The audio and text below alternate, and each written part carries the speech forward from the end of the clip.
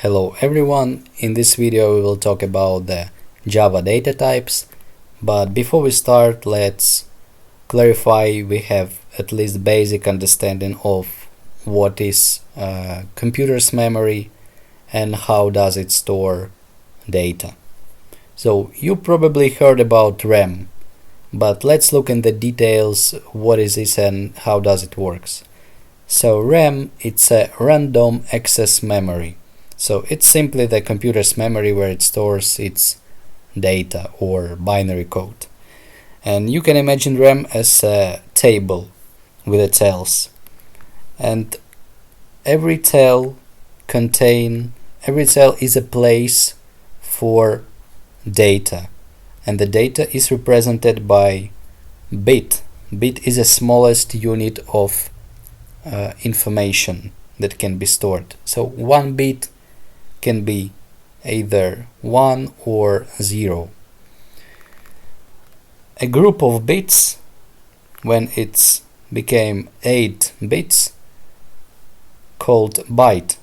So you can see that you can imagine 1 byte or 8 bits as a row in the table, and the corresponding 2 bytes it will be 16 bits or 2 rows, and the 4 bytes will be 32 bits as 4 rows, and so on. And I'm not gonna dive too deep in the theory discussion to make those videos boring, but this is at least the base you should know before you start to learn the Java data types. Alright, so let's jump to our workspace where we can start talk about the data types. Here I prepared also some table for you, and let's look at what is actually data types.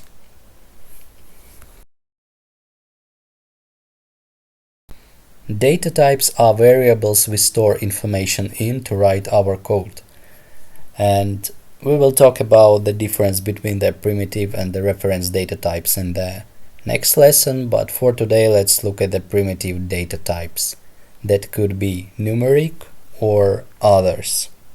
I prepared for you two tables where numeric data types also split it into two subtables as whole numbers and fractional numbers. So let's start review the whole numbers data types. So there are 4 main data types: byte, short, int, and long. You can see here the detailed information. So the byte is the most lightweight because it's just a 1 byte or 8 bits, but it can store values from 128 to 127.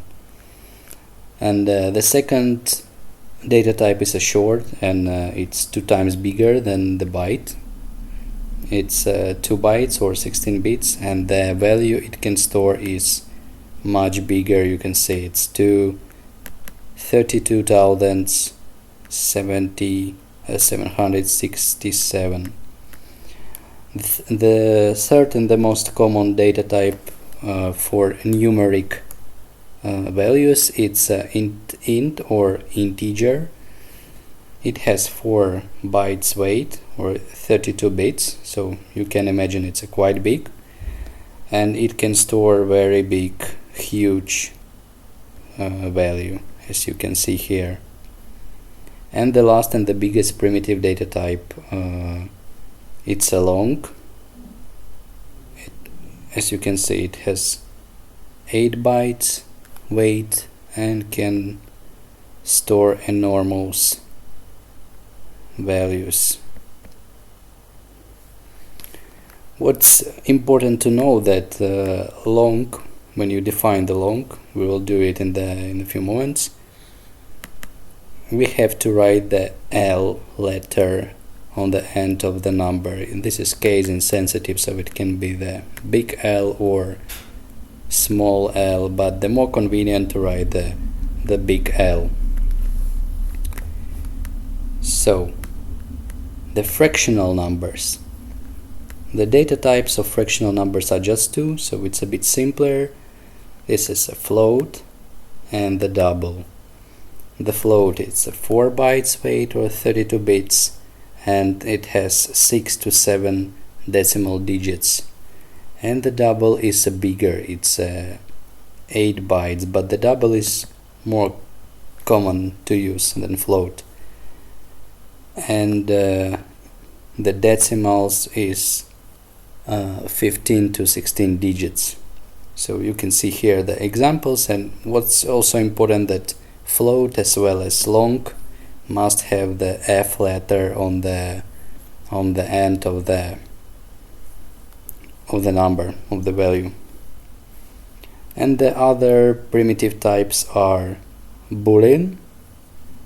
It's just 1 bit, but it's conceptually. What does it mean conceptually? It means that it depends on the case. So the Boolean can have a big conditions, so it might weigh different.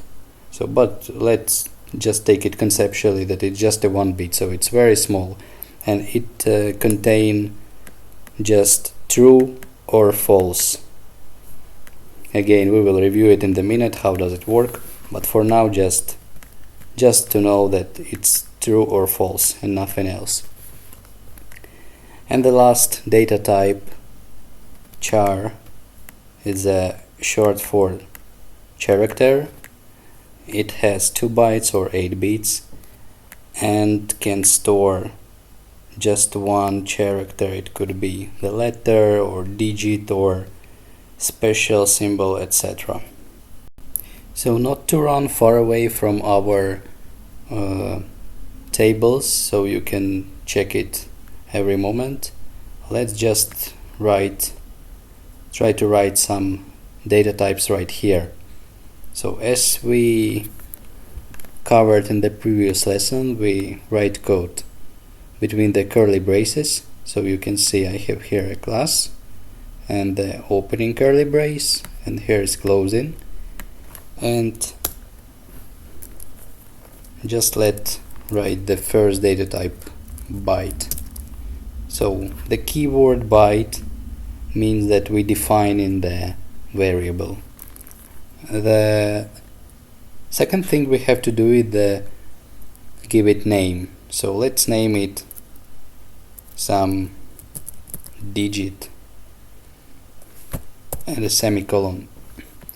So this is the definition of data type of every variable in the programming. So it starts with a keyword, then name and semicolon. Semicolon means that we just defined the byte. It's not stored in the memory because it doesn't have value right now.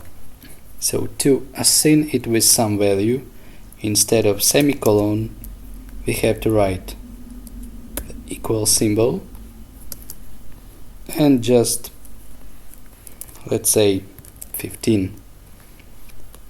And you can see the red underline because we have to finish every other line in the Java with semicolon, and this is a very strict, so it will not work like this. You will see that semicolon expected. To test our values it can store, let's just make it, for example, 127, and we can see it works. Everything is fine. But let's just do it 28, and here we go. The red underline tells us that required type byte, this is what we define, and provided int because this value is bigger than byte can have, sorry. And the same with the minus, I guess, but let's check.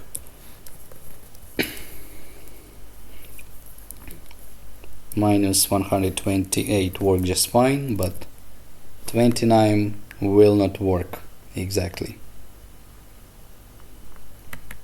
So just let's change it back to some 15, and here we got our first defined variable byte.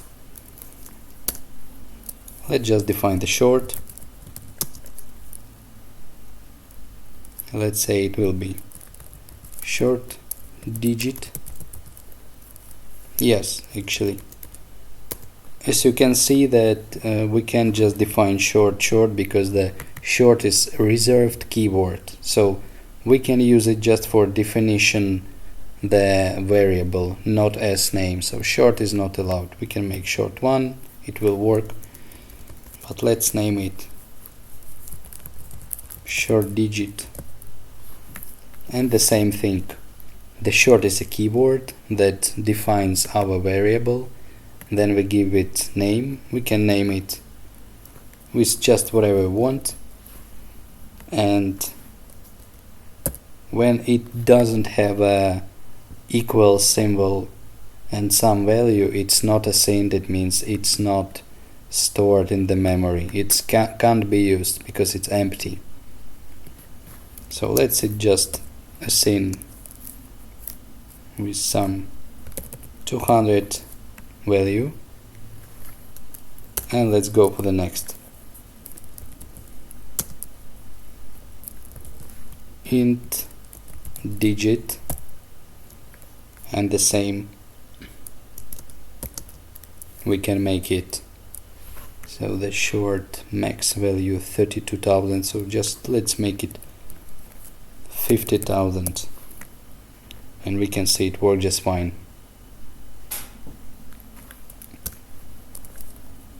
Then we go with long,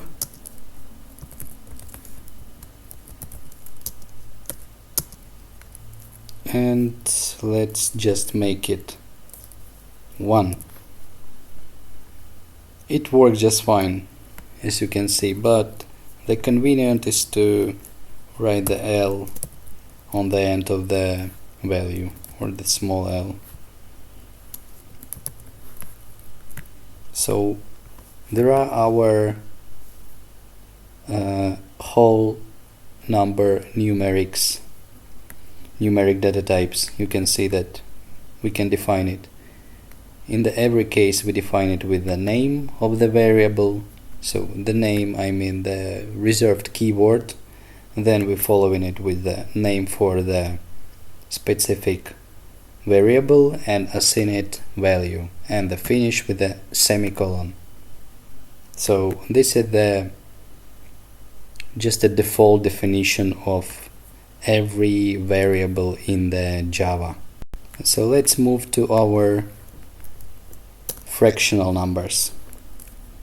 So float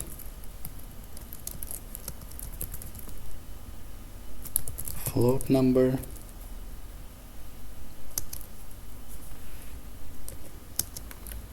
let's make it 12, 33, and here you can see that it's strict F required. So without F, our Java program think that we're talking about the double. It can also be small f, so it's case insensitive. And the double number, and we can just define the same to show you that it works without any characters on the end. And the last two data types are boolean condition, and it can be true.